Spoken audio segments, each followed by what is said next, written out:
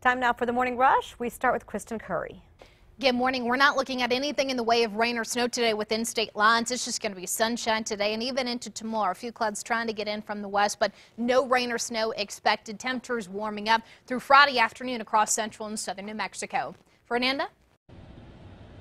This morning, the Court of Appeals will hear arguments in the case of the teen killer who murdered his parents and 3 siblings.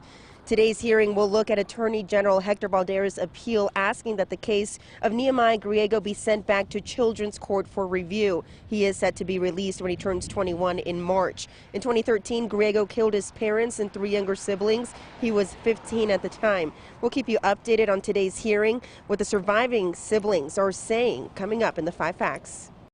On to new news this morning. A woman remains locked up after a 6-hour standoff yesterday. Police say a domestic dispute sent them to the 300 block of Yucca around 5:40 yesterday afternoon. Officers say a woman claimed her sister, 47-year-old Ludine Romero, had a gun and was threatening to shoot them. The family got out safely, but Romero barricaded herself into a room, prompting that standoff. Police said it ended around 11 o'clock last night. Romero is facing charges of aggravated assault with a deadly weapon. On to other news happening right now. A former PhD student is suing UNM, claiming the school banned him for a crime he was never charged for. In 2015, a woman claimed she was raped at Lobo Village. Police questioned 2 students. Both said the sex was consensual, and the men were never charged in the case. In his lawsuit, the student claims UNM banned him from campus because it was under pressure from the feds to discipline male students. UNM says the student does not have to be charged with a crime to violate school policies. On to news happening today. A group is planning to take to the streets to protest a new pedestrian safety law this afternoon. Councilor Trudy Jones introduced the ordinance that outlaws people from soliciting money on sidewalks, medians, and off-ramps. The ordinance says drivers can also be cited for giving money or food to panhandlers. The group, Answer New Mexico, is organizing the protest this afternoon. It starts at 4 at Central and San Mateo. They say the ordinance criminalizes panhandling and free speech. A lawsuit has already been filed by the ACLU. We'll let you know what happens in that case. On to new overnight news now. President Trump says he is not concerned over Attorney General Jeff Sessions that he met with special counsel Robert Mueller last week. Sessions is the first known Trump cabinet member to speak with Mueller as part of the special counsel's Russia probe. The president heads to Switzerland tonight to participate in the World Economic Forum. And also new this morning, amid the Russian investigation, President Trump raised concerns about months of missing text messages between 2 top-level FBI employees. The FBI blames technical issues with Samsung 5 mobile devices that did not capture or store the text messages. This morning, President Trump tweeted, where are the 50,000 important text messages between the FBI lovers Lisa Page and Peter Strzok, blaming Samsung. Meanwhile, Democratic Senator Chuck Schumer says the focus on the text messages is an attempt to divert attention from the investigation. As you wake up this morning, authorities in western Kentucky are trying to figure out what led a 15-year-old student to carry out a deadly shooting at his high school. Officials say the teenager, who has not been identified, walked into Marshall County High School Tuesday morning and used a handgun to shoot randomly. The suspect is in police custody this morning. He does face charges of murder and attempted murder. This morning, an investigation is underway into a police officer in Raton accused of rape. The alleged victim claims she and the officer, Andrew Sanchez, were in a relationship. She says earlier this month, Sanchez was drunk and the two had sex in her car. The woman claims at one point she wanted to stop, but the officer forced her, then slapped her face and choked her. He claims he doesn't remember everything that night, but says he may have slapped her because they had done that in the bedroom before. On to news happening in court today. The 2 parents accused of torturing their 13 children, even shackling some of them to beds for months at a time, are expected back in court. California prosecutors are asking a judge to ban David and Louise Turpin from having any contact with the children. The siblings, between the ages of 2 and 29 years old, were rescued from their filthy home in Paris on January 14th. The Turpins have pleaded not guilty to torture, abuse, among other charges. Happening today, former USA Gymnastics doctor Larry Nassar could be sentenced on sexual assault charges. For about a week now, more than 100 of Nassar's victims gave impact statements about his abuse in court. The 54-year-old has already been sentenced to 60 years in prison for federal child porn charges. Kristen. Today's Metro Threat Index only at a 1. We're dealing with some chilly temperatures to start right now, still in the 20s here in Albuquerque. No weather concerns this afternoon. We're talking warmer temperatures in the low 50s, light winds and lots of sun. Sarah? A summer camp for kids who are fighting or have beaten cancer is seeking support from the community so they can continue changing lives. Camp Enchantment is heading into its 32nd year, but it's in a tough financial spot. It costs the camp around $2,000 for each kid to attend the free week-long camp. For years, Camp Enchantment got a large portion of their funding through the American Cancer Society, but that stopped in 2014.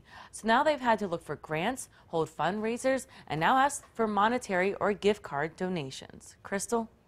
On to new news this morning. A new report on electronic cigarettes finds conclusive evidence that most e-cigarettes contain numerous chemicals that can be toxic. However, the panel from the National Academies of Sciences, Engineering, and Medicine also found equally strong evidence that e-cigarettes are far less dangerous than traditional cigarettes. On to news, new at 6. Procter & Gamble says it's working with parenting groups and social media networks to stop the Tide Pod Challenge. You remember this story? The company's CEO says he wants to send the message that eating the pods is very dangerous. One ad features New England Patriots Rob Gronkowski just saying no and warning people that pods should only be used for laundry. P&G is also asking social media companies to remove clips of people eating that detergent. Time now for a check on your Wednesday morning commute. Not looking at anything significant that is out there. Looks good on both interstates. Surface streets moving just as smooth. We'll keep you updated if that changes. On to news, new at 6. Amazon Echo and Google Home are getting some competition from Apple, which is launching its HomePod speaker on February 9th. Apple's wireless speaker costs $349.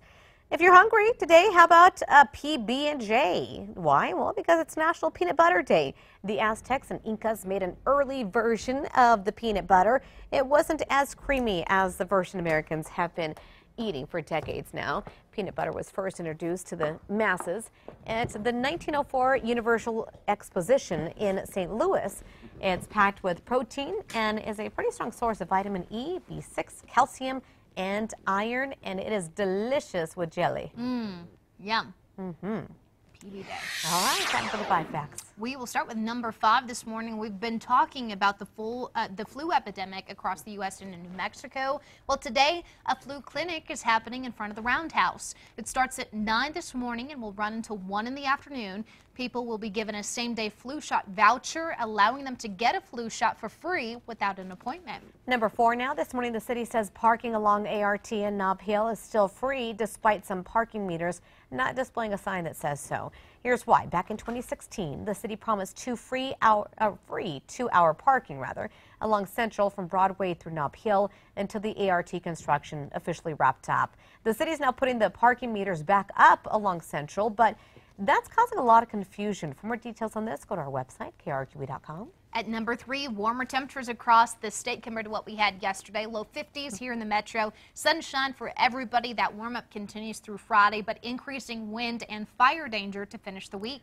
Number 2 now, an Albuquerque mother is suing the city after an Albuquerque police officer slammed into her and her 2 kids, killing her son. The sheriff's department investigated that crash and says APD officer Jonathan McDonald was responding to a call traveling up to 80 miles per hour, double the speed limit, when he went through a green light and slammed into the family's car.